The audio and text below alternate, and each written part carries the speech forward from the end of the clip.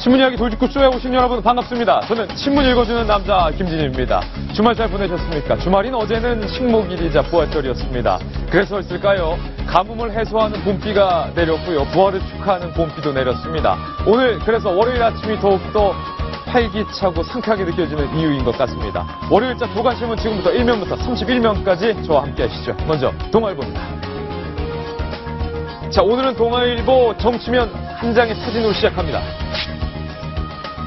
자, 문재인과 정동영의 만남, 우연히 부활절인 어제 한 성당 앞에서 우연히 만났는데 두 사람이 웃으면서 악수하고 있지만 어째 표정이 영 어색하지요. 야당의 나는 잠시 후 계속됩니다. 자, 다음 신문입니다. 한국일보 11면, 사회면 톱기사입니다. 해외 도피 10년 만에 씁쓸한 최후. 비운의 황태자. 그렇습니다. 장진호 전 진로 회장이 중국에서 심장마비로 사망을 했습니다. 이 기사 잠시 후 자세히 전해드리겠습니다. 자, 다음은 조선일보 1면에 실린 1면 기사입니다. 이 끔찍한 짓을 우리가 했습니다. 라고 말한 장본인은요, 미군 생체 실험을 가행했던 규슈 의대의 반성이다 라는 건데, 당시 19세였던 의대생은 89세 노인이 된 지금 자기 앞에서 미군 포로들이 죽어간 모습을 생생하게 기억했습니다. 산채로 한쪽 폐를 적출당한 포로도 있고 혈관에 바닷물을 주입당한 포로도 있었는데 모두 죽었는데 규슈대 의학부가 뒤늦게나마 이 같은 만행을 속죄하기 시작했다라는 기사가 실렸습니다. 그런데 아베도 왜 속죄를 안 할까요? 다음 신문입니다. 경향신문 1면입니다. 급식비 안 냈으면 밥 먹지 마. 친구 앞에서 공개 망신 중 교감. 어떤 사연인지 잠시 후 저희 돌직구쇼에서 자세히 전해드리죠. 좋습니다. 다음 한겨레신문입니다. 한겨레신문 20면 경제면 기사 소개해드립니다. 자, 귀하신 몸이라는데 그 주인공 씨가 마를까 걱정이 된다는데 바로 제철 맞은 봄철 쭈꾸미인데요. 위로 올라가 보시죠. 2004년에만 해도요, 이 봄철에 쭈꾸미가 5,048톤이 잡혔는데 2014년 작년 봄에는요 2,053톤으로 2,530톤으로 쑥 줄었고요. 지금은 더 안 잡힌다고 합니다. 이거 1kg에 3만 원이나 나간다고 하니까 웬만한 횟감보다 더 비쌉니다.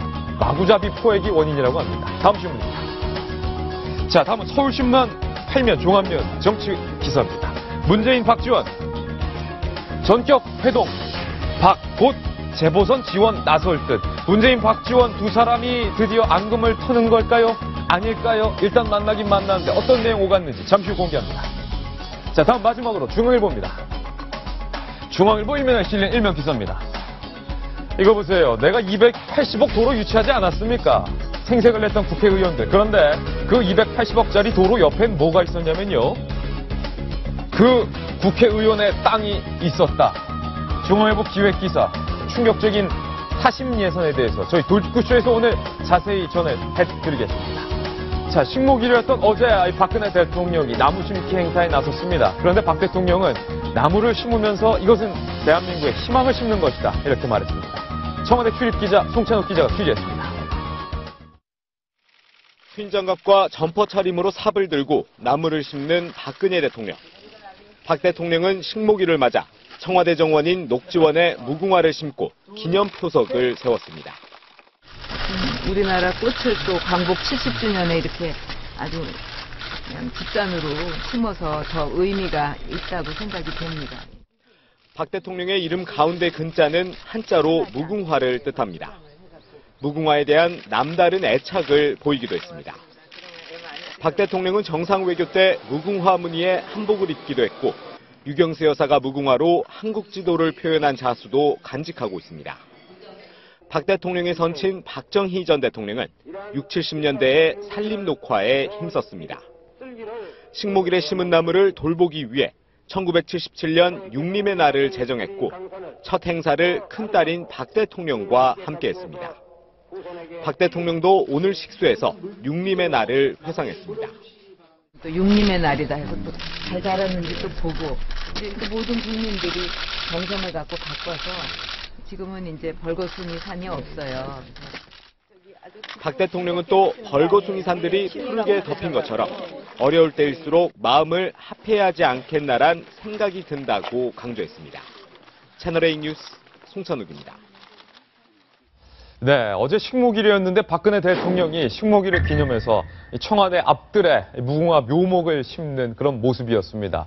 박근혜 대통령의 이 근자가 한자로 무궁화를 뜻하는 무궁화근이다라는 사실도 저는 이번에 처음 알았는데, 자, 정성희 동아일보 논설위원님, 박근혜 대통령이 어릴 적 아버지 박정희 전 대통령의 식목일 행사에 대한 추억, 어떤 그때에 대한 감회, 이런 게 좀 아직은 남아있는 것 같아요. 그런 것 어떻습니까? 같습니다. 특별히 박근혜 대통령이 그 나무와 관련된 행사에서는 굉장히 애착을 보이는 것은 아마 아버지와의 추억일 것 같습니다. 예.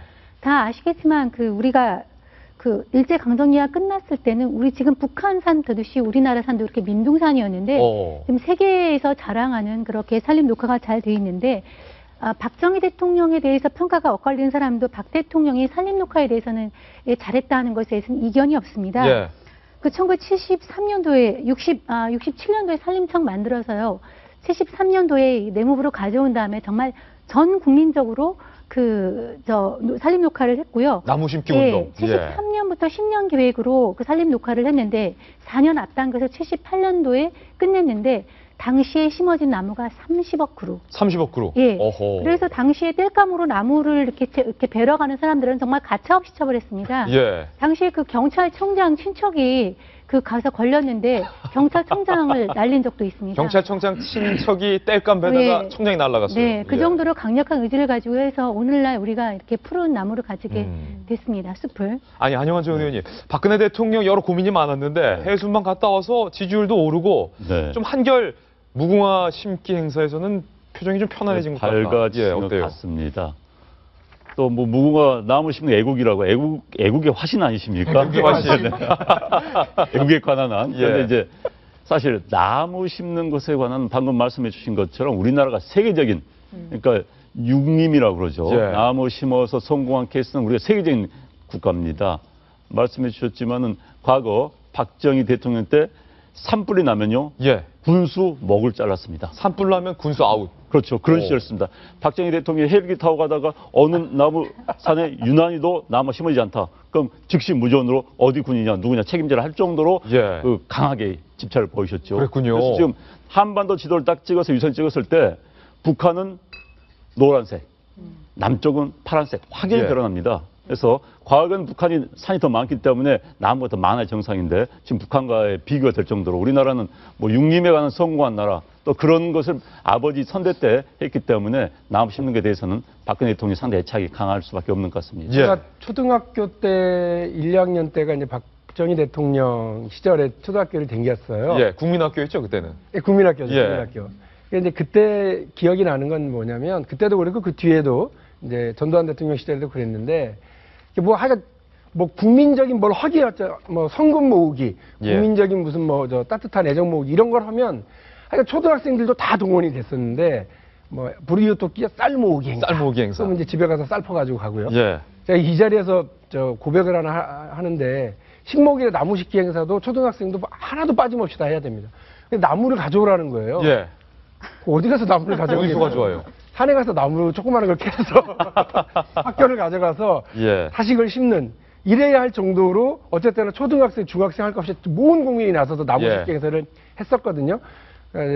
산에 잘 있는 나무 캐서 다시 갖다 심은 건 죄송한 일입니다만 예. 어쨌든 이런 덕분에 지금 북에 가보시면요. 그러니까 아마 우리 금강산 때도 그랬고 관광 삼아서 가셨던 많은 분들이 알고 계실 텐데 북은 완전히 민둥산입니다. 예. 이게 왜 그랬냐면 북에서는 이른바 주체농법, 다락농법이라고 그래가지고 산에다가 계속 뭘 만들어서 했거든요.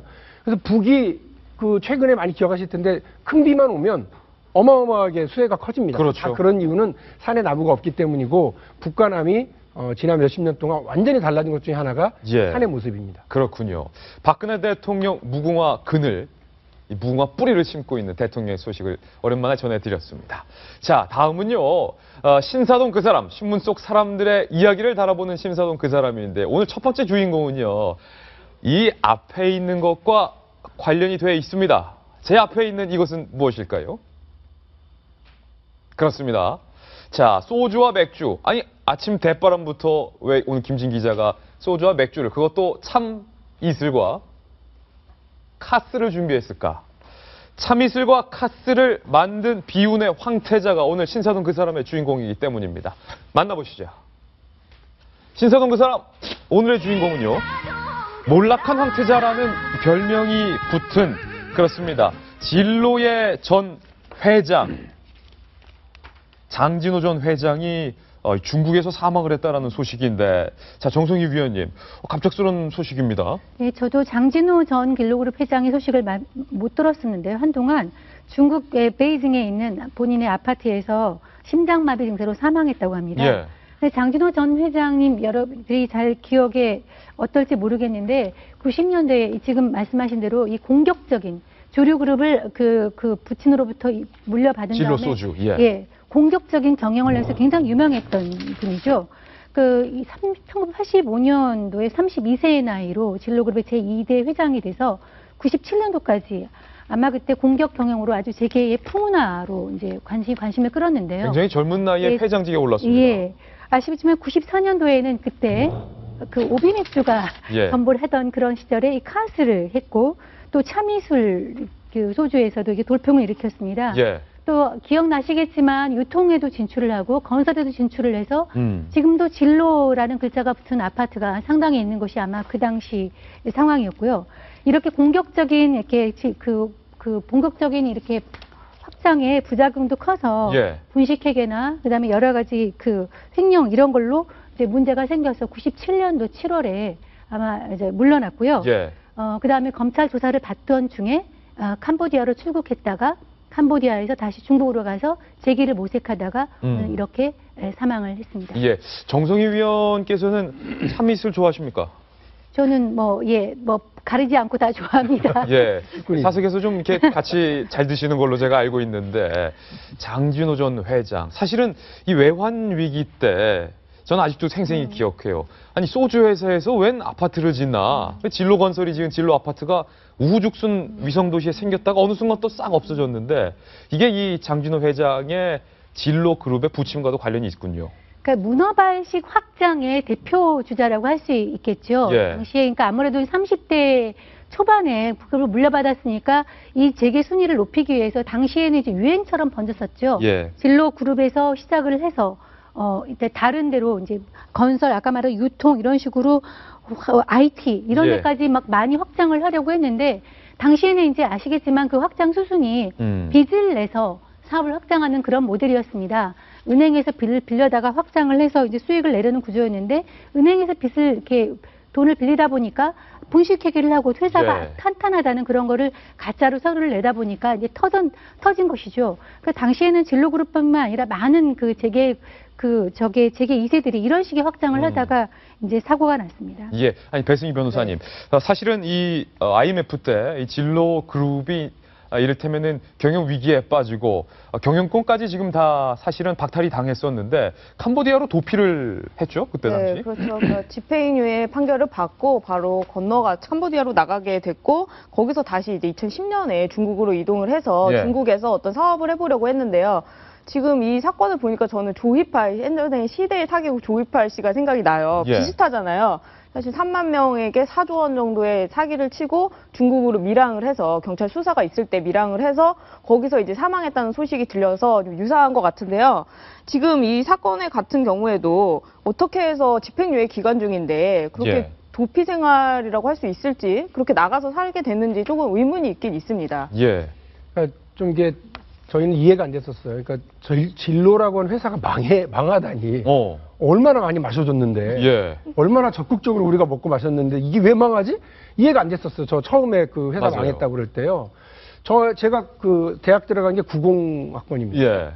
그러니까 진로라고 하는 소주와 함께 인생의 진로를 고민하고 인생의 진로를 고민하고. 선배들로부터 이 술과 함께 많은 얘기를 들었던 철학도 담고 예. 삶에 대한 이해도 담고 이렇게 분노도 담고 이랬던 술인데요. 어마어마하게 먹었다고요. 지금도 그렇잖아요. 당시에 소주 업계의 절대 강자였습니다. 그래서 아니 예. 지금도 그렇습니다.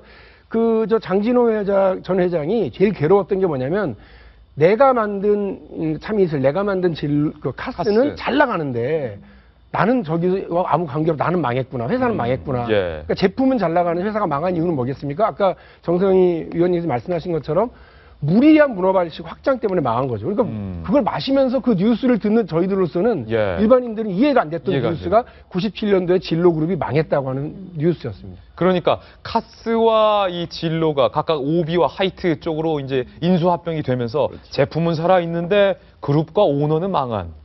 그렇죠. 지금 뭐 혜태도 비슷한 케이스일 겁니다. 저 사이즈의 재벌 그룹들이 굉장히 많아요. 예. 동아, 신동아, 혜태, 뭐 진로 마찬가지인데 12에서 한 30 사이의 그룹들. 그러니까 그 앞에 있는 그룹들은 기본적인 자본이 이렇게 견딥니다만 저 그룹의 사이즈의 그 그룹들이 앞에 있는 그룹들 흉내를 내면서 10대 그룹으로 들어가기 위해서 무리한 확장을 한 경우가 많습니다. 예. 말로는 사업 다각화를 이야기하지만 사업 다각화가 다른 측면에서 문어발식 경영이거든요. 그런데 자본력 없는 상태에서 빚을 얻어서 경영을 하다 보니까 저 장진호 회장도 사실 혐의가 검찰에 구속된 혐의가 분식 회계를 통한 사기 대출입니다. 예. 돈이 없으니까 회사 사이즈를 억지로 키운 것처럼 장부를 위조해가지고 대출을 받은 경우죠. 예. 그래서 이제 참 안타까운데 제 양반이 또 캄보디아로 도망을 갔어요. 예. 캄보디아에서는 훈센 총리와 굉장히 친분이 있어가지고. 캄보디아의 총리와. 예. 네, 총리와. 그러다 보니까는 사실 여권이 해외여행을 못하죠. 국내에서 몰래 도망갔으니까. 그래서 훈센 총리가 캄보디아 여권을 만들어줬나 봅니다. 캄보디아 이름과? 캄보디아 찬삼낙. 예. 근데 훈센 총리가 그랬답니다. 내 젊었을 때 이름이다. 이걸 써라. 그래서 찬삼남이라는 캄보디아 이름으로 캄보디아 여권을 가지고 해외여행을 하다가 중국으로 넘어간 것이죠. 참 예. 안타깝게 사실 비운의 황태자라는 표현이 맞는 것 같습니다. 맞습니다. 네. 사실은 이 공격적인 경영과 또 참신한 아이디어로 사실은 주류 업계에 새로운 바람을 불러일으켰지만 별명 그대로 비운의 삶을 마감한 장진호 전 회장에 대한 뉴스를 전해드렸습니다. 자, 신사동 그 사람 이번에 두 번째 그 사람을 만나볼 건데요. 왕년에 안 잘 나갔던 사람 없었죠. 그런데 이분이 요즘 왕년 얘기를 참 많이 한다고 합니다. 누굴까요? 만나보시죠. 신사동 그 사람 두 번째 인물은요. 자, 오랜만에 나왔습니다. 총리와 대표인데 그중에서 왕년 찾는 분은 앞쪽에 계신 분입니다. 이완구 국무총리가 요즘 회의 때마다 왕년에 내가 도지사 시절 때는 그렇게 찾는다는데 안용환 의원님, 네. 이 총리가 왜 이렇게 왕년을 찾는 겁니까?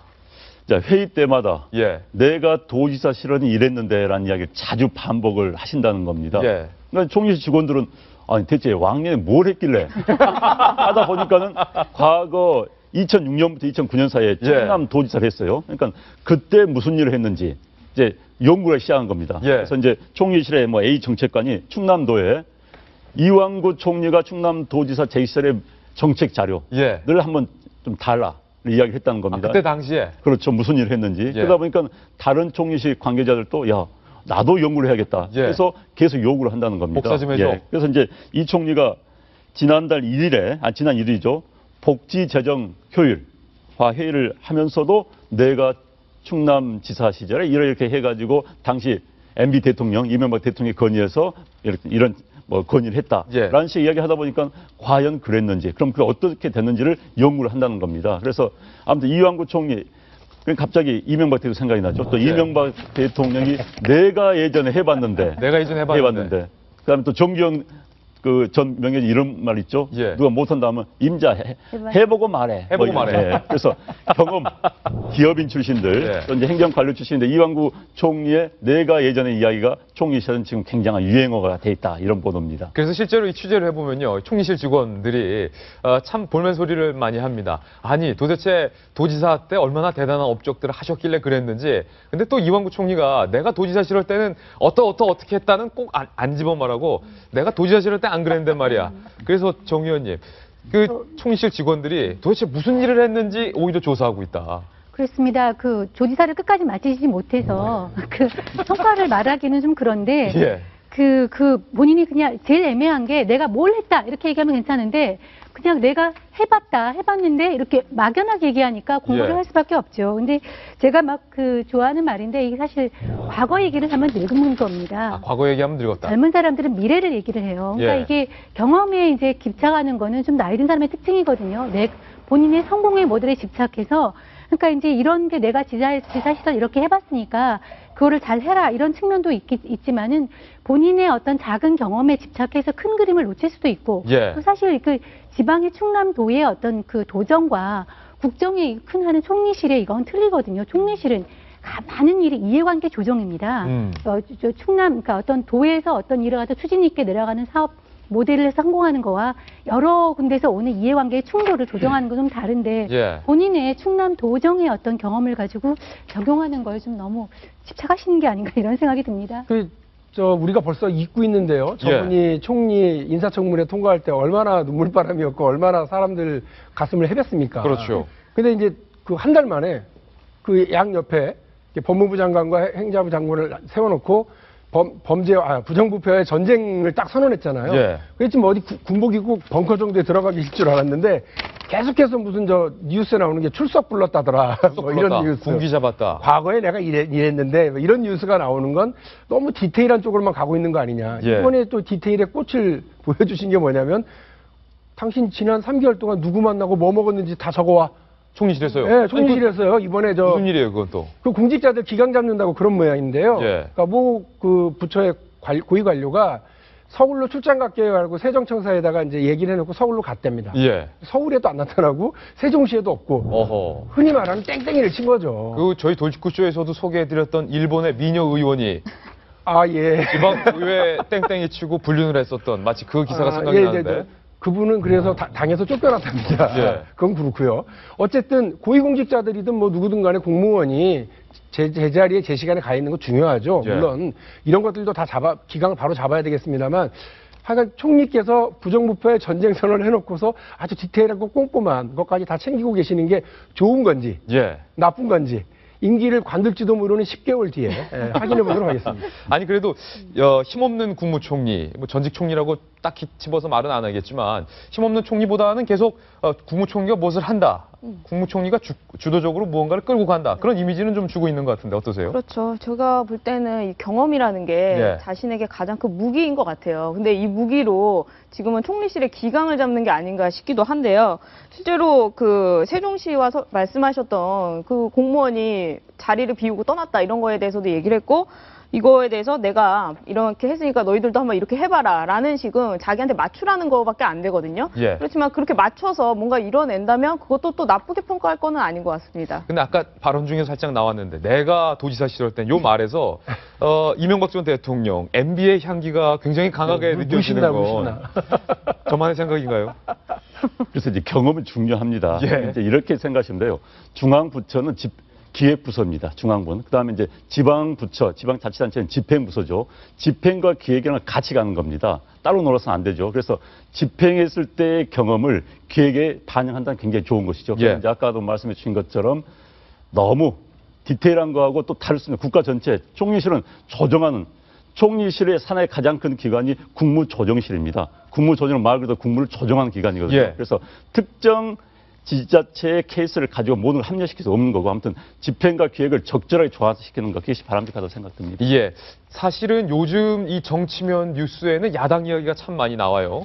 그런데 오랜만에 여당 인사 중에서 국무총리의 이야기가 나왔는데 긴급점검인데 국무총리 얘기 나와서 말인데 잠깐 원내대표죠. 이승민 원내대표는 과연 사드 말고 잘하고 있나라는 얘기 좀 짚어볼 필요가 있을 것 같은데 자 박용진 대변인 예. 이번 4월 국회가 이제 7일부터 한 달간 일정에 들어가는데 야당의 우윤건 원내대표는 이번 일정이 마지막 임기입니다. 그렇기 네. 때문에 이번 4월 국회가 여당 유승민 원내대표의 정치적 시험대다라는 분석이 나오는데 어떻게 전망하십니까?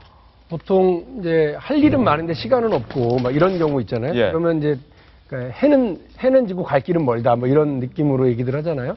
그야말로 첩첩산중입니다. 첩첩산중이에요. 예, 유승민 대표가 방금 우리가 이야기했던 이완구 총리의 후임으로 이렇게 자리매김을 해가지고 새로 다시 뽑혔지 않습니까? 예. 그런데 이번 4월 그 임시국회에는 첫 번째 그 자원외교와 관련된 여야 간의 기싸움 계속돼야 될 것 같고요. 두 번째로 대통령께서 계속 눈 부릅뜨고 지켜보고 계시는 공무원 연금 개혁과 관련된 연금 개혁 사실은 아주 큰 심각하고 문제입니다. 중요한 문제죠. 예. 그리고 세 번째 세월호 일주기가 있습니다. 벌써 우리 신문 보면 다 아시겠습니다만 이 신문 곳곳에서 세월호 유가족들의 이런 그 이야기들 그다음에 1주년을 앞두고 여러 갈등이 지금 조정되고 있는데요. 여기에서 여당의 예. 원내대표가 어떤 태도를 보이느냐. 그리고 최근에 보면 그 의총을 계속 열어요. 의총 예. 열어서 의견을 계속 듣는데 그럴 시간이 있을까? 의총 열어서 무슨 성과가 있었는지 이런 그 문제제기들도 있으면서 유승민 원내대표가 이번 4월 임시국회에서 보여줘야 될 건 많고 그리고 보여줄 만한 실력이 있는지에 대해서는 예. 사람들이 퀘스천 마크를 많이 달고 있습니다. 실력을 보여줬으면 좋겠습니다. 예, 긴급점검 총리와 대표 소식 전해드렸습니다. 신사동 그 사람이었고요. 이 정치권 얘기 나와서 가장 중요한 뉴스를 전해드리겠습니다. 4.29 재보선이 그냥 저냥 재보선이 아니라 정말 거물들의 전쟁이 되고 있습니다. 이번 재보선을 두고 야당의 난이 심상치 않습니다. 다음 돌직구 신문을 확인하시죠. 자, 급했어요. 문재인 대표가 박지원 의원에게 함께 합시다. 마크 리포트 대사인가요? 고투게더 SOS 요청을 했는데 박지원 의원은 이에 응답을 했긴 했지만 그 전에 문재인 대표가 이른바 권노갑 보쌈 작전에 또 실패했다는 소식도 들어와 있습니다. 신재용 기자의 단독 기사입니다. 새정치민주연합 문재인 대표는 권노갑 상임고문과 만날 예정이었습니다. 그러나 예정 시간을 40분 앞두고 회동은 취소됐습니다. 황당 의전이 원인이었습니다. 문 대표 측은 지난 3일 서울 관악을에서의 상임고문단 회의 참석을 요청했습니다. 권 고문은 특정 지역에서 개최한 적이 없다며 의아해했고 문 대표 측은 당사 대표실을 거쳐 국회 당대표실로 장소를 조정했습니다. 하지만 다음날 문 대표 측은 회의 이름을 원로와의 대화라고 다시 공지했습니다. 권 고문 외 참석자가 문 대표와 가까운 김원기, 임채정 전 국회의장, 친노계인 정태호 서울 관악을 후보로 확인되자 동교동계 인사들은 권 고문을 보쌈하겠다는 거냐며 반발했습니다. 문 대표 측은 밤늦게 상임고문과 최고위원 간담회로 바꿨지만 참석자를 정확하게 설명하지 못한 것으로 알려졌습니다. 결국 권 고문은 불참을 통보했습니다. 실제로 회의 준비는 허술 그 자체였습니다. 한 최고위원은 어젯밤 늦게 참석하라는 문자 한 통 받은 게 전부라며 어이없어 했습니다. 문 대표는 직접 진화에 나섰습니다. 오늘 대한 일정이 좀 조정이 됐을 뿐이고 아마 형편되는 대로 또 그런 자리가 마련될 겁니다. 그러나 동교동계의 지원을 얻는 것에 급급해 오히려 틈이 더 벌어졌다는 지적이 나옵니다. 채널A 뉴스 신재용입니다. 자, 이 4.29 재보선을 앞두고 이 마음이 급한 문재인 대표가 권노갑 상임고문을 이른바 보쌈하려 했지만 이 보쌈에 실패했다는 기사. 그래서 야당의 난으로 오늘 준비했습니다. 난은 뭐 어지러울 난이라는 뜻도 있지만 어렵다라는 뭐 뜻도 있고요. 난처럼 뭐 아름답다라는 뜻도 있는데 무엇일지는 해석에 맡기고요. 이른바 권노갑 보쌈 작전의 실패. 정성희 동아일보 논설위원님. 일단 그 이후에 문재인, 박지원 두 사람의 회동은 잠시 후 얘기 안 하고요. 일단은 문재인 대표의 권노갑 보쌈 작전 실패. 이거는 좀 뼈 아픈 대목인 거예요. 원래는 이제 원래 어저께가 4월 5일이 일요일이었고 예. 또 기독교들한테는 부활절이었습니다. 그렇죠. 그런데 이제 그때 9시면 이제 성당에서는 미사나 예배나 하는 그런 시간인데 거기에서 국회 당대표실에서 이제 문재인 대표하고 이제 권노갑 고문하고 김원기, 임채청 고문하고 모이기로 이렇게 돼 있었는데 예. 권 고문이 이 모임을 갖다가 상임 고문단 회의로 격상하자 그렇게 얘기를 했고 다른 고문위원들이 뭐 갑자기 일정이 되니까 아주 곤란하다 그러니까 모양새가 좀 그렇다 해서 하지 예. 말자. 그래서 취소가 된 겁니다. 그러니까 문재인 대표는 어떻게든 동교동계를 끌어안는 모습을 보이려고 했는데 권 대표가 이래 가지는 안 되겠다 싶어서 노한 거죠. 예. 그래서 모임이 무산이 됐고 그래서 결국은 아까 말한 대로 권노갑 보쌈 작전이란 말이 그래서 나온 것입니다. 그렇지만 예. 이제 일정대로 되지 않아서 이 모임은 사실 무산되는 걸로 그렇게 이제 아침에는 진행이 됐던 것이죠. 예. 그래서 사실은 안영환 전 의원님, 여기 지금 저희 출력물로도 작성을 해놨습니다. 출력물의 주인공들이 여러 분 나와요. 권노갑 고문, 박지원 의원, 문재인 대표, 뭐 정동현 의원, 김희철 전 의원들 주인공이 많은데 첫 번째 주인공은 바로 권노갑 고문 측에서 1시간 전에 야 이거는 의전의 예에 어긋난다. 아니 보쌈을 하려면 좀 예를 갖추고 보쌈을 하지 말이야. 그 몇 명 앉지도 않고 어떻게 이럴 수 있냐. 뿔날만 합니다. 그렇죠. 권노갑 고문은 정말 야당의 원로 중에 원로죠. 그렇죠. 저는 대한민국에서 어르신들 가운데서 가장 부러운 분들 두 분 계십니다. 누굽니까? 건강하게 나이 드신 분. 권노갑 송해. 송해 선생님이 90이세요. 송해 선생님 전정하시죠. 그렇죠. 지금도 프로그램 진행하시는데 권노갑 고문이 80대 후반이십니다. 예. 그런데 뭐 어디 대학교 동시통역대학원을 다니시질 않나 활발한 활동을 보면 참 부러울 정도 건강하신데 그런 원로에 대한 애우를 좀 갖췄어야 되는 건데 그러지 못했던 것이 문재인 대표의 그 패착인 것 같고요. 또 하나는 사실 당원으로서 또 이런 측면, 박지원 대표도 마찬가지인데 당원으로서 당이 돕는 게 당연한 겁니다. 예. 그것이 뉴스가 되는 당. 예. 이건 비정상이죠, 사실. 예. 예. 그래서 좀 안타까운데 어찌됐든 뭐 돕긴 도울 것 같습니다. 그러나 문재인 대표의 리더십이 또 한 차례 시험대에 올랐다. 예. 어떻게 이걸 헤쳐나갈 것인가. 문재인 대표가 좀 통 크게 친노의 영역을 벗어나서 예. 당을 전체를 통솔할 수 있는 또 통합할 수 있는 능력을 보여주는 게 지금 굉장히 중요하다는 생각입니다. 옆에서 박용진 전 대변인의 표정이 굉장히 씁쓸한데 권노갑 보쌈 작전 이거 만약에 성공했다면 얘기는 또 달랐을 텐데 어떻습니까? 그렇게 했어도 뒷말은 나왔을 것 같아요. 그래도 제가 뒷말은 지금 나왔다. 저한테 온 문자 쭉 확인하고 있는데요. 예. 그저께 토요일 날 보내온 문자에는 일요일 날 아침, 그러니까 토요일이 아니라 금요일 날 보내온 문자에는 일요일 날 아침에 상임 아닙니다. 새정치민주연합 원로와의 대화. 원로와의 대화. 네, 원로와의 대화 이렇게 왔고요. 그러다가 이제 토요일 날 밤 10시 9분에 저한테 온 문자는 상임고문과 최고위원 간담회로 바뀌었습니다. 예. 그러다가 그 다음날 아침 8시 22분 그러니까 9시에 만나기로 했었던 일정을 예. 한 40분 앞두고 38분 앞두고 취소됐습니다. 취소. 라고 문자가 오는 걸 보고 아이쿠야. 가슴이 잘 하더라고요. 예. 이게 두 가지 중에 하나겠구나. 하나는 미숙한 일처리였거나 또 하나는 뭔가 이렇게 뜻이 안 맞았겠구나. 근데 이제 당연히 기자들이나 일반 국민들은 예. 이렇게 뭔가 좀 안 맞았는데 그 중에 핵심이 동교동계와 이른바 당권파 문재인 대표를 중심으로 한 이런 그 집행부하고 좀 안 맞는 모양이구나라고 예. 확 마음을 받았겠죠. 하루 종일 어수선했을 것 같아요. 실제로도. 그래서 제가 볼 땐 그래서 뭐 그 김영도 수석 대변인하고 통화도 해보고 했는데 아까 보도가 충실한 보도입니다. 그래서 그 과정에서 좀 어리숙하고 미숙한 좀 처리가 있었습니다만 그럼에도 불구하고 어제 밤 늦게 박지원 전 원내대표와 문재인 대표 간의 이런 그 만남을 통해서 일정하게 봉합되는 모습은 있었다. 자, 이젠 바로 그 부분인데 오전에 보쌈 작전에 실패한 문재인 대표가 마음이 급해져서 오후에 박지원 전 대표를 만났습니다. 이 두 사람 사실은 당대표 자리를 두고 앙금이 가시지 않았던 상황이었는데 배승희 변호사님 지금 옆에 보면요. 얼마 전까지만 해도 으르렁댔던 두 사람이 박지원 의원이 선당우사 당이 먼저다. 사사로움은 나중으로 미루겠다. 돕겠다라는 뉘앙스를 풍기고 있는데 어제 두 사람 만나서 얘기 잘 됐습니까? 어제 나온 얘기들로는 굉장히 잘 된 것 같아요. 이제 문재인 대표가 다급하니까 어쩔 수 없이 박지원 의원한테 손을 내밀었는데 솔직히 말하면 박지원 의원 같은 경우에도 몸값을 올리는 거 아니냐, 계속 반대하는 거 그런 거 아니냐라고 했는데 역시 좀 몸값이 올라갈 쯤 되니까 내가 선당우사 하겠다. 좀 명분이 좋잖아요. 그러다 보니까 어제 얘기가 나왔던 것 같은데요.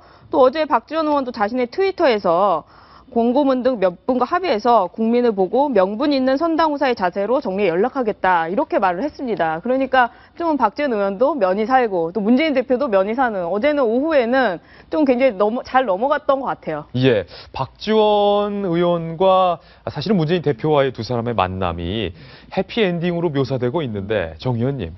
제가 아까 사진을 보니까 사실 문재인 대표는 약간 그 한시름 놓은 것 같은 느낌이 드는데 박지원 의원 같은 경우는 강요된 웃음 같은 느낌이 들어요. 네, 이렇게 기자들 앞이니까 웃긴 웃는데 내가 이제 웃는 게 아니다라는 느낌을 가지고서 그 느낌이 들고요. 아마 이제 문 대표로서는 롤러코스터 같은 하루를 보낸 것 같습니다. 그런데 이제 지난번에도 우리가 여기를 했지만 이런 그 정치에 있어서는 물론 선당 후사지만은 역시 사람이라는 게 마음에 앙금이 남을 수 있으니까 평소에 이렇게 잘 어떤 문재인 대표가 그 동교동계를 끌어안는 데 있어서의 행보, 통큰 행보, 평소에 어떤 태도 이런 게 되게 중요한 것 같아요. 제가 잘하는 말로 정말 평상시에 잘해야 되거든요. 평상시에 잘해야 된다. 무슨 일이 있을 때마다 가가지고 살려주십시오. 이렇게 하면 늘 앙금이 남는데 어저께도 봉합은 했지만 지금 보시면 그 사진이 나오는데 봉합은 했지만 이게 이제 선거까지는 가긴 갈 거예요. 돕긴 돕겠지만 언제든지 터질 수 있는 것이거든요. 수술을 대충 이렇게 묶어놓은 상태라서 그래서 역시 이게 같이 가려고 하냐면 문 대표의 어떤 태도 이렇게 어떤 그 동교들 끌어안는 폭넓은 어떤 그런 굉장히 필요한 것 같습니다. 사실은 이 동교동계에 정치적 선배님들이 많이 계시거든요. 그러니까 선배님 고개 숙이고 좀 도와주십시오 하면은 좀 움직일 것 같다라는 관측도 많은데 동교동계에서는 이른바 우리가 용병이냐? 왜 선거 때만 되면 도와달라고 하고 선거 끝나면 팽개치냐라는 불만도 나왔습니다. 야당의 난. 그래서 이어지는 이 출력물을 한번 보실까요? 자, 권노갑 고문과 박지원 의원 얘기 들었고요. 문재인 대표와 정동영 의원이 어제 이 부활절을 맞아서 한 성당에서 우연히 둘이 만났는데 두 사람의 표정을 좀 가까이 보실까요? 자세히 보면요. 일단은 문 대표는 시선을 피하고 있어요. 정동영 의원은 안 보고 있고 정동영 의원은 전 의원은 문 대표를 보고 있지만 두 사람의 웃음이 왠지 어색한 이유. 그리고 그 옆에 보면요. 야당의 난의 네 번째 주인공이 바로 이분입니다. 누구신가 싶으시죠? 김희철 전 의원인데 동교동계 사무실이 있는 곳에 이른바 문 대표와 친노에게 도전장을 내민 정동영 전 의원이 둥지를 틀었습니다. 조수진 기자의 단독 기사입니다. 어제 오후 1시 서울 관악구 난곡사거리의 한 건물에 플래카드가 걸렸습니다.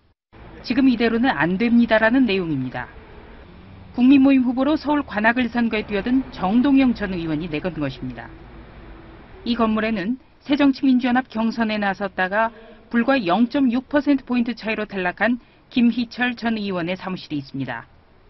김 전 의원은 305호를 쓰고 있고 정 전 의원은 303호를 새로 얻었습니다. 정 전 의원 측 관계자는 두 곳을 함께 사용하기로 했다고 말했습니다.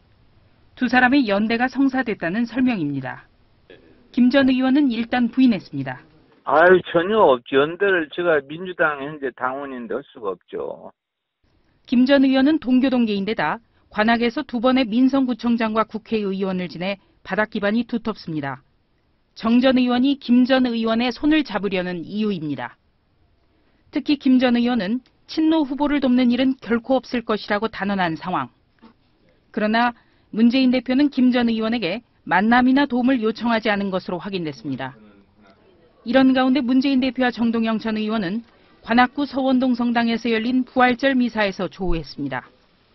문 대표가 선거지원차 관악을 찾으면서 이뤄졌습니다. 정 전 의원은 채널A와의 통화에서 문 대표와의 만남을 피할 이유가 없었다고 판단했다며 이번 선거는 야권 재편을 위한 선택을 묻는 선거라고 강조했습니다.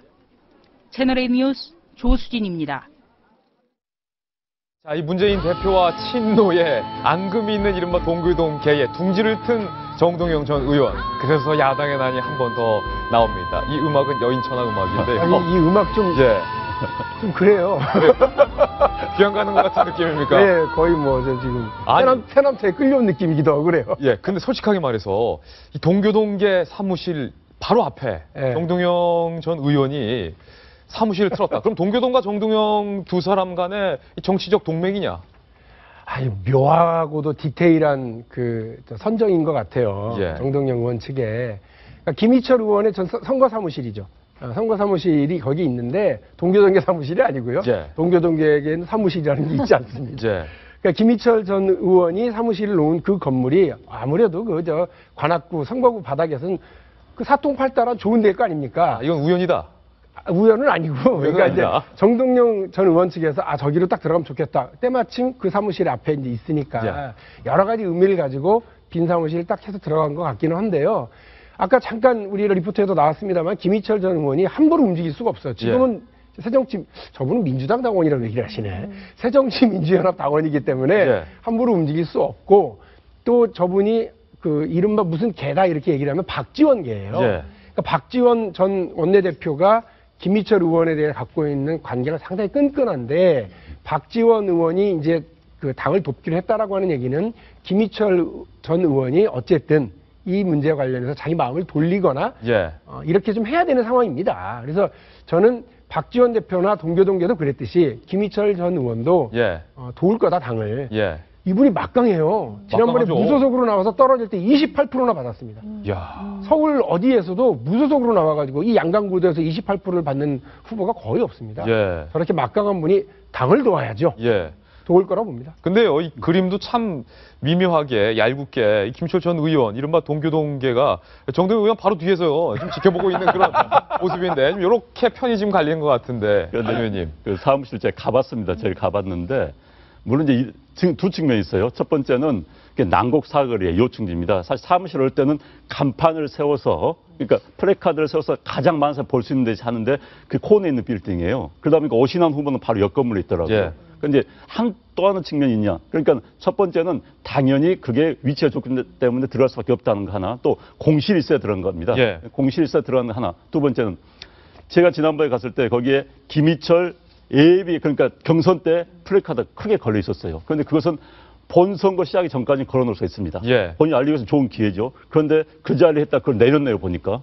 내렸다 그걸 양보를 해준 겁니다. 정동영. 그걸 볼 수밖에 없어요. 그러니까 최소한 그런데 양해 내지는 묵시적인 동의가 있을 수밖에 없는 겁니다. 예. 그 플래카드 내리고 올렸다는 측면에서 본다면은. 그런데 이 김희철 전 의원은 굉장히 사실 불만이 있을 수밖에 없습니다. 지난번 경선에서 예. 정태호 현 후보한테 0.6% 차이로 정말 아슬아슬한 차이로 졌습니다. 그런데 만약에 정태호 후보가 이겨서 국회의원이 된다면은 관악을에 김희철 의원은 다시 들어가기가 어려워집니다. 야당끼리 싸움하는 야당끼리. 그런데 이제 만약 정태호 후보가 이번에 안 된다면은 김희철 후보 전 의원은 다시 1년 후에 도전할 수 있는 자리를 마련할 수 있는 둥기를 뚫 수 있는 여지가 생기는 것이죠. 그러니까 애매한 위치에 있는 게 맞습니다. 그래서 김희철 의원이 말은 하지만 굉장히 씁쓸한 입장이 있지 않을까. 게다가 뭐 박지원 대 정태호 후보는 100% 문재인 계입니다. 왜냐하면 문재인 비서실장 아래에서 대변인을 했습니다. 청와대 예. 대변인.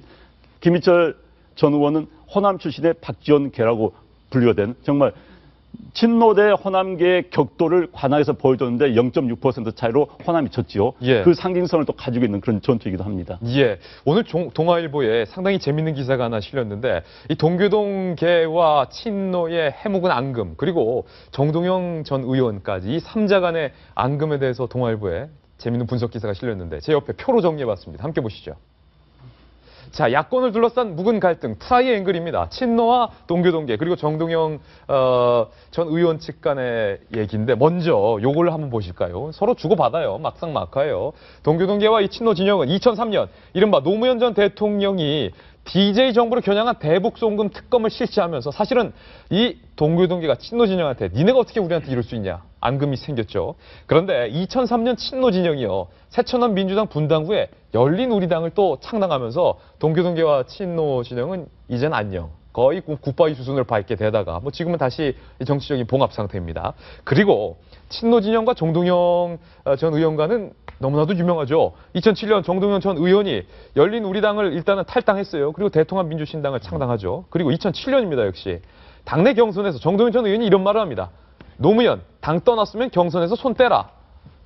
노무현의 황태자로 불렸던 정동영 전 의원, 정동영 전 장관이 노무현 대통령을 배신하는 순간이죠. 그리고 동교동계와 정동영 전 의원과는 어떤 관계가 있을까? 2000년입니다. 정동영 전 의원이 이른바 정풍운동을 주도합니다. 정은 정동영의 정이고 풍은 바람풍입니다. 정동영이 대세, 정풍운동 이런 걸 했는데 그때 당시 동교동계의 마청이죠. 권노갑 고문의 이선 퇴진을 요구하면서 상당히 앙금이 있습니다. 그래서 저희는 이 관계를 일컬어 야당의 날이라고 부릅니다. 한 번 더 나오죠. 야당의 날. 저 음악 좀 그만 틀어주세요. 제발. 정 의원님, 이 야당의 날이 좀 봉합될까요?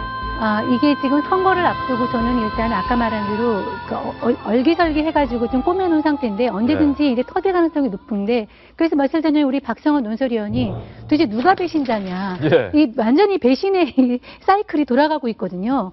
전부 다 특히 이제 정동영 의원 같은 경우 노무현 대통령이 정말 많이 정치적으로 키워준 사람인데 그 당을 깨고 나갔고 예. 또 이제 지금 정동영 의원 같은 경우는 문재인 그 대표대로 노무현 정신을 잃었다 그러면서 오히려 서로 공격하고 있고 예. 거기에 이제 동교동계의 해묵은 앙금까지 겹쳐서 배신의 사이클이 돌아가고 있습니다.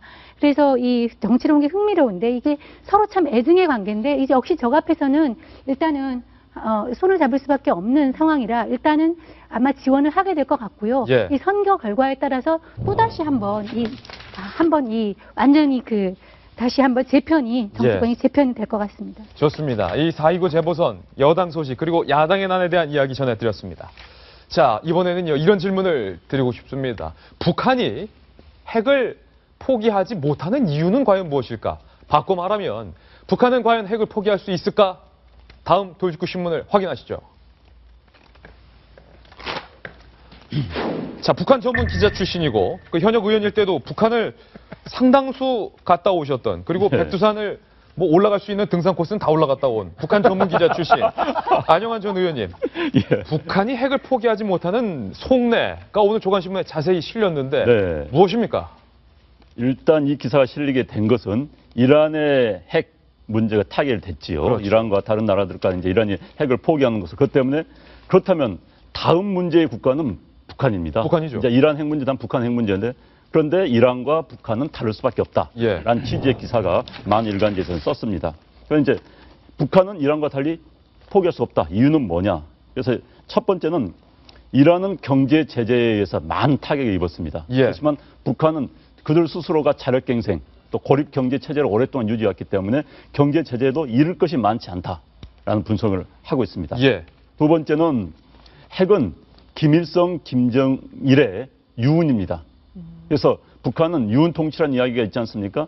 김정일 체제 때 결정했던 걸 쉽게 바꾸지를 못합니다. 또 바꿀 수 있을 만큼 김정은의 권력이 확고하지를 못하거든요. 그래서 김정일의 유운을 뒤집기가 어렵다. 그다음에 북미 간의 이제 핵 협상 조건에서 많은 그러니까 미국과 또는 서방 선진국과 이란과의 핵 협상과 북미 간 협상은 굉장히 많은 차이가 있을 수밖에 없다. 이런 이야기가 있고요. 또 하나는 북한은 현재 이란과 달리 남한과 미국이라는 강력한 군사력을 가진 국가와 대치했습니다. 핵 같은 이제 군사력을 비대칭 전략이라고 합니다. 핵이나 무슨 뭐 미사일이라든지 화학 무기를 비대칭 전략을 제외하고 재래식 전력. 그러니까 정상적인 군사력은 우리 남한한테 속된 말로 게임이 되지 않습니다. 게임이 안 된다. 전쟁하면 살육전이 될 겁니다. 그렇기 때문에 핵을 포기할 수 없다는 것은 이제 북한의 기본적인 이야기고요. 또 하나는 현재 이란은 민주정권입니다. 선거에 의해서 선출된 정권입니다. 그렇지만 북한은 독재 정권. 이런 이유 때문에 북한으로선 핵을 포기할 수가 없다라고 많은 전문가들이 분석을 하고 있습니다. 북한 많이 다녀오셨잖아요. 저도 북한 한번 다녀왔는데 취재 때문에 북한의 무기를 좀 보면요. 재래식 무기가 정말 우리가 옛날에 공산당은 7호의 포스터 때 막 공산당이 악마처럼 그러는데 너무나도 형편없더라고요, 저는. 근데 사실이에요. 어떠셨어요? 자, 1차 연평해전 때요. 이제 연평도를 가서 취재를 했을 때 이야기가 있습니다. 우리는 해전 딱 이게 돌발하면은 모든 사병들, 병사들이 배 밑으로 들어가 버립니다. 배 밑으로 들어가고 레이더와 감시 카메라 등을 통해서 적을 보고 그냥 쏩니다. 전자전이죠. 그런데 북한 해군은 터지면 너무 올라옵니다. 올라와요? 올라와서 배가 육상인 대전차포를 설치를 했어요. 그러니까 육상 대전차포 여러분들 뭐 북한 화면 보면 동그란 거 이렇게 맞추는 겁니다. 이게 흔들리는 배수에 맞춰집니까? 안 맞춰지죠. 우리는 레이더로 그냥 겨냥해서 그냥 쏴버리는데 그러니까 전력이 게임이 안 되는 거예요. 그래서 그 당시 제가 가보니까는 우리 해군 소련화는 제대로 한다면 살육전이 될 수밖에 없다. 게임이 안 된다는 이야기를 하고 있습니다. 그렇기 때문에 북한이 돈으로는 도저히 군사력이 안 되니까 결국은 핵무기, 화학무기 같은 비대칭 전력에 투자를 할 수밖에 없는 근데 거죠. 저기 궁금한 건 이 정부의 국방부에서는 북하고 붙으면 우리가 이길 걸 장담하지 못한다. 그렇죠. 사실 이 자리에서 그러죠? 국방부 측에 말했는데 이 정부뿐만 아니라 과거는 다 그랬습니다. 그러니까 국방부가 사실 솔직히 이런 말씀드리면 뭐하지만은 비대칭 전력을 제외한 대칭 전력 우리가 압도적으로 한 거 사실 국민에 이야기해야 되는 겁니다. 그런데 국방부의 예산 확보와도 관련돼 있습니다. 그러니까 이른바 앓는 소리를 좀 피해야지 피하다. 예산 받는데 그게 굉장히 따와야 돼요. 많이 작용돼 있어요. 물론 국방부 관계자들은 부인하겠지만 이런 측면 국방부도 좀 솔직할 필요가 있습니다. 그 맞습니다. 사실 그 북한이 핵을 움켜쥐고 있는 핵 자체가 자기네 정권하고 딱 그 존폐와 같이 직결돼 있기 때문에 그 아까 말한 대로 이란과는 다른 모델을 할 수밖에 없고 아마 김정은의 머릿속에는 리비아에 카다피가 있을 겁니다.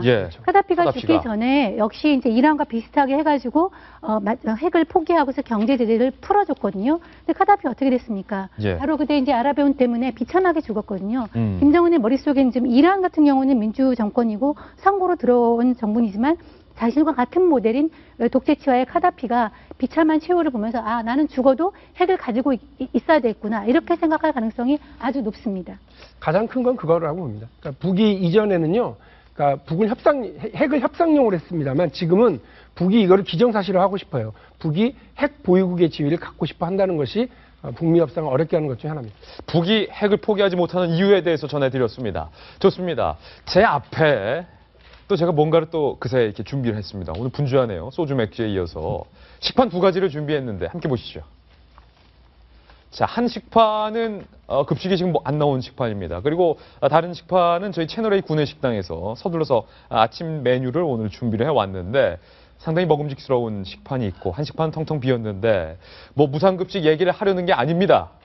무상급식과는 사실은 상관없는 한 고교에서 교감 선생님이 급식비를 안 냈으면 밥을 먹지 마 라고 이 동료 친구들 앞에서 망신을 주는 사건이 벌어졌다. 다음 돌직구 신문을 확인하시죠. 자, 급식비 안 냈으면 밥 먹지 마라. 박윤기 대변인. 네. 사실은 이게 고등학교라 무상급식과는 상관이 없는데 그렇습니다. 어떤 사건입니까, 교감 선생님? 지난 2일 서울 충암고에서 있었던 일이고요. 경향신문이 이것을 일면에 배치해서 오늘 보도를 했습니다. 충암고 학생이 그 당시 상황을 찍은 사진까지 제공을 해서 일면에 딱 보도가 됐는데요.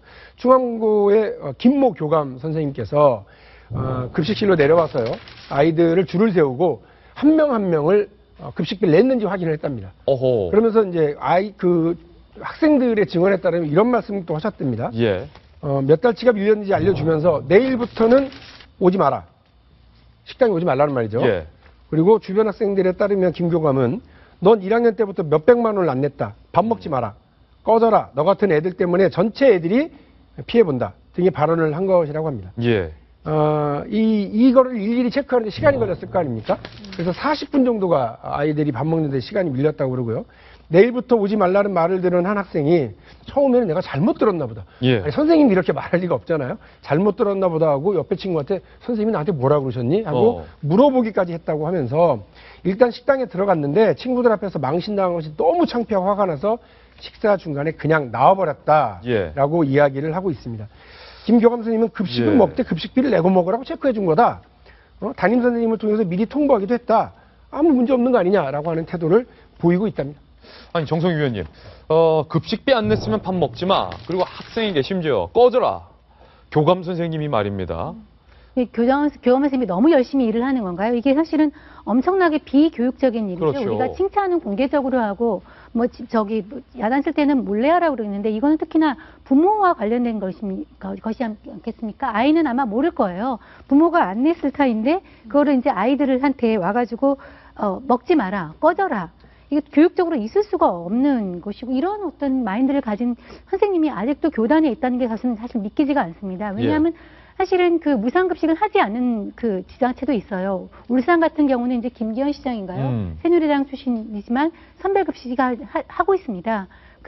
그렇지만 이거는 아이들이 모르게 아이들이 상처를 주지 않는 방식으로 돈을 걷어서 하고 있는데 이 사실에 민감한 아이들은 이런 상처에도 사실 쉽게 목숨까지 버릴 수 있을 정도로 상처를 주는 말이거든요.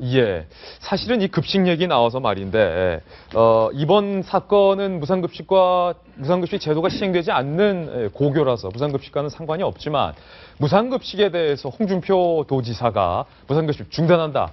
경남도가 선언을 했죠. 그런데 이런 문자 메시지가 학부모와 경남도의 핵심 관계자 사이에 오고 갔다고 공개가 돼서 논란이 일고 있습니다. 어떤 문자 메시지인지 지금 공개합니다.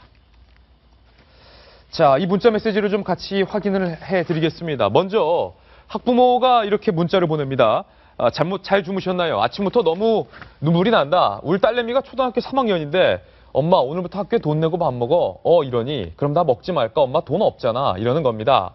그래서 이 무상급식 중단을 다시 한번 재고해달라라는 학부모가 문자를 했습니다. 그런데 여기에 대해서 말이죠. 이런 답장을 보냈는데요. 경남도의 이성애 의원이라고 합니다. 경남도 의원이죠. 이렇게 보내는 문자 공짜 아니죠. 문자를 남발하는 돈으로 아이 기죽이지 말고 급식비 당당하게 내세요. 어릴 때부터 공짜 좋아하는 아이로 키우는 게 현명한 건지 한 번쯤 생각해 보시는 건 어떤지. 외벌이도 빠듯한 속에서도 우리 아이들 급식비 내며 키웠기에 저는 이해할 수가 없네요.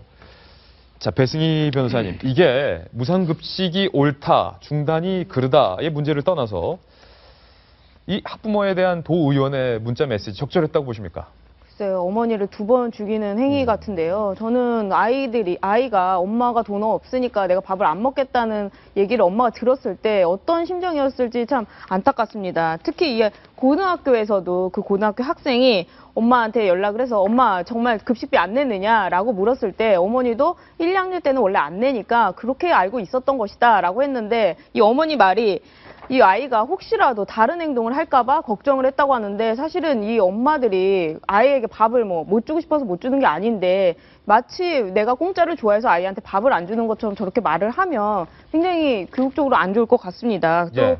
감정적으로 어머니의 심정이 어떻겠어요. 좀 안타깝고 특히 홍준표 지사 이런 무상급식 논쟁으로 인해서는 무상급식 자체를 논의하는 거는 다 기본적으로 공감을 하지만 그 기준에 대해서는 우리가 정말 심도 있는 토의도 할 필요가 있고 이야기를 들어볼 필요가 있는데 무턱대고 내가 잘났으니까 내 말을 따르라 이런 식의 는 안 된다고 생각합니다. 지금 이게 그 홍준표 의원이 하위 30%에 대해서만 돈을 안 받게 하고 그래서 나머지는 돈을 내라고 하거든요. 오세훈 시장이 그 서울시에서 내걸었을 때는 하위 70%였습니다.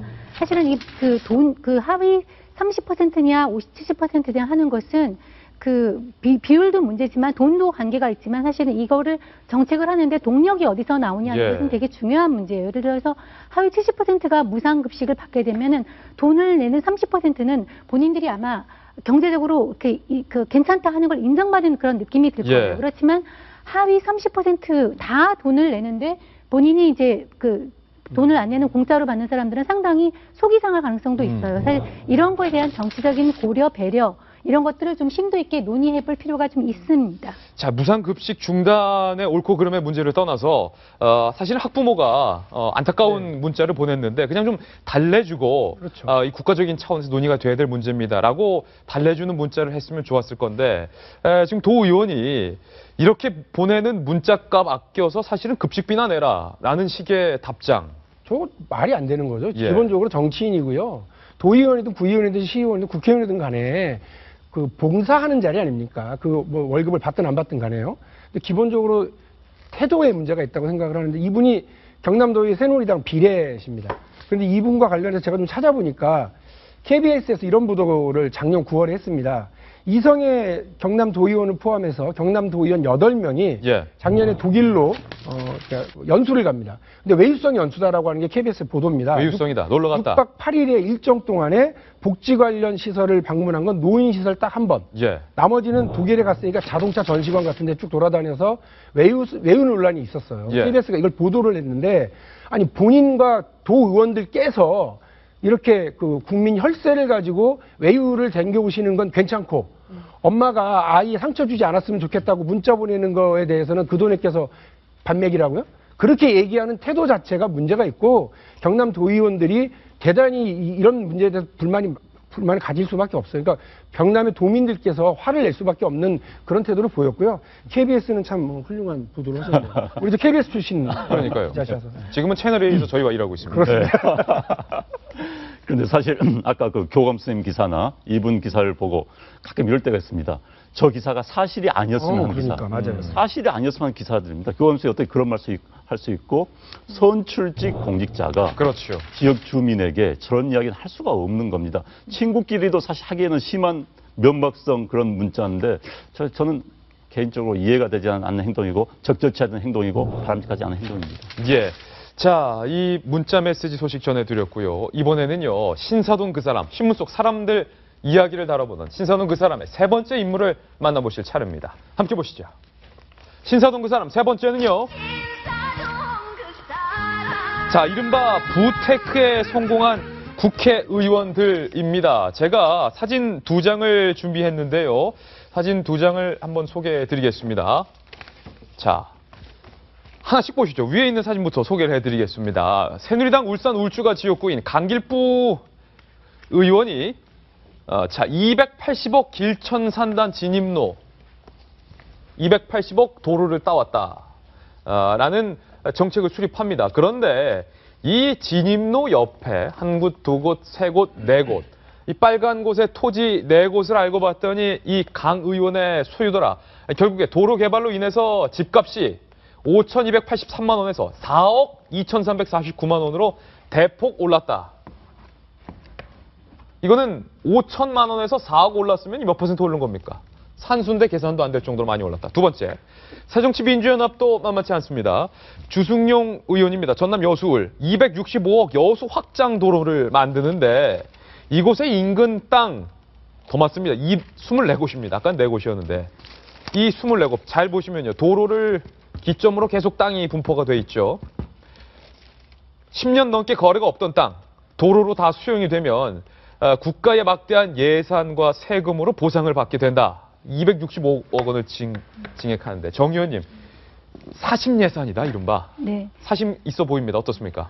그러니까 이제 명분은 그러니까 아까 공단과 도로를 연결하는 그 땅을 그 길을 연결하겠다. 근데 이쪽도 마찬가지로 길을 연결하겠다 하는 예. 걸로 해서 근데 두 분 다 사실 이분은 그 강길부 의원은 건설교통부 차관 출신이거든요. 예. 어떻게 해서 이 도시 계획이 바뀌고 예산을 따는지 잘 알고 있는 분들입니다. 예. 그래서 이제 명분은 이런 식으로 했지만 사실은 알고 보니까 거기에 자기 땅이 많이 포함되어 있었다는 것이죠. 이것을 예. 보통 말하는 건 이익과 사익과 공익의 충돌. 이해가 충돌되는 부분인데 보통 사람들은 저렇게 못하죠. 못하죠. 자기가 어떤 관련된 거에 대해서 민원을 못하죠. 더구나 정치인인데 굉장히 얼굴이 두꺼운 분이라는 생각이 드는데 예. 이분들은 해명이 걸작이에요. 해명 어떻게 했습니까? 상속받은 땅이라 아무 문제가 없다. 공단이 들어서면 땅값이 오르는 거는 보통 아니냐. 예. 그리고 이제 여기 주승용은 이렇게 말했어요. 역시 상속받은 거다. 도로에 몰려 있어서 오히려 그동안 내가 재산권 행사를 못해서 문제였다. 예. 이게 그래서 수용이 된 게 뭐가 문제냐. 쉽게 말해서 두 분은 이것이 문제라고 전혀 인식을 못하고 있습니다. 이게 저희들이 잘못된 겁니까? 두 분이 잘못된 겁니까? 시청자 여러분들께서 공평하게 판단해 주시고요. 배승희 변호사님, 이 그래프를 다시 한번 그림을 보시면요. 강길부 의원 같은 경우는 사실은 차관 출신이기 때문에 어디가 개발될지 정보를 누구나 잘 알고 있었고 5천만 원에서 4억 2천만 원으로 값이 올랐고 도로 바로 지근에 땅이 위치해 있고 밑에 주승용 의원을 보면 아예 도로가 땅 한가운데를 가로질러 가고 있는 건데 문제가 없습니까? 그러니까 저는 저렇게 재테크를 잘할 것 같으면 그 재테크 방법을 국민들에게 알려주는 것도 의무가 아닌가 생각이 듭니다. 굉장한 비판입니다. 네, 아니 우리 국민들은 땅을 사도 땅값이 내려가는데 왜 도대체 국회의원들은 땅을 상속받거나 땅을 사면 땅값이 오르나 했더니 알고 보니까 자기들이 땅을 개발하기 위해서 이쪽으로 도로를 내달라 이런 거 아니겠어요? 예. 그러니까 이걸 사실은 공직자에서 굉장히 윤리적으로 부도덕한 행위죠. 그리고 저렇게 솔직히 말하면 저 도로 옆에 있는 땅의 개수를 보시면 아시겠지만 그 일반인이 정말 상상할 수 있는 면적이 아니거든요. 예. 어떻게 국회의원이 돼가지고 내가 상속받았으니까 아무런 문제가 없다는 식의 발언을 하는지 우리가 계속 청문회 때도 이런 문제가 나오는데 이걸 그냥 넘어가니까 어쩔 수가 없나 보다라고 생각하시는데 저는 이번 기회에 이런 부분은 좀 수사라도 해야 되지 않나 생각이 듭니다. 예. 사실 이제 물론 저게 의도를 가지고 했는지 안 했는지는 본인밖에 모를 겁니다. 예. 그러나 선출직 공직자라면은 그런 의심을 받을 만한 행동을 해서는 안 되는 거죠. 저야 뭐 땅 한 평 없고 집 한 채밖에 없기 때문에 저런 걸 할 수가 없는 입장이어서 참 씁쓸합니다만은 해서는 안 되죠. 공직자로서 있을 수가 없는 행동입니다. 만약 의도를 가지고 했다면은 저런 것에 대해서는 또 이른바 유권자들이 또 선택을 해야 되는 겁니다. 예. 사자성어로 이런 말이 있습니다. 얼굴이 두껍고 부끄러움을 모르는 사람을 일컬어 후안무치라고 합니다. 광고 보고 돌아오시죠. 잠깐만요. 자, 월요일 아침입니다. 주말 좋아하는데 또 월요일이나 마음 상하신 분 많으시죠. 그래서 돌직구 남자, 신문 읽어주는 남자가 이 신문 한 장 사진을 골랐습니다. 그 사진은 바로 이겁니다. 자, 흐드러지게 핀 벚꽃 보기만 해도 기분 좋죠? 빛 속에 벚꽃 산책하는 시민들의 사진인데 오늘, 내일, 모레 되면 점점 벚꽃이 만개가 한다는 소식입니다. 이제 봄이 다가왔습니다. 아니, 김진 기자, 김진 앵커, 저 벚꽃 사쿠라 일본 건데 왜 자꾸 벚꽃 홍보해? 그런데 일본은 그렇게 주장할지 모르지만 벚꽃의 시초는 우리나라 땅 제주도에서 시작이 된 우리 토종꽃이라는 사실을 여러분들은 아셨습니까? 벚꽃 시초 이거 대한민국 제주 겁니다. 일본 거 아닙니다. 벚꽃 마음껏 누리시면서 기분 좋은 봄도 저희 돌직구쇼와 함께 하시기를 부탁드립니다. 저희는 내일 아침 9시에 더욱더 풍성한 기사와 뉴스, 날카로운 돌직구 들고 여러분들께 인사드리겠습니다. 오늘 하루는 분명 어제보다 더 나을 겁니다. 좋은 하루 되십시오. 고맙습니다.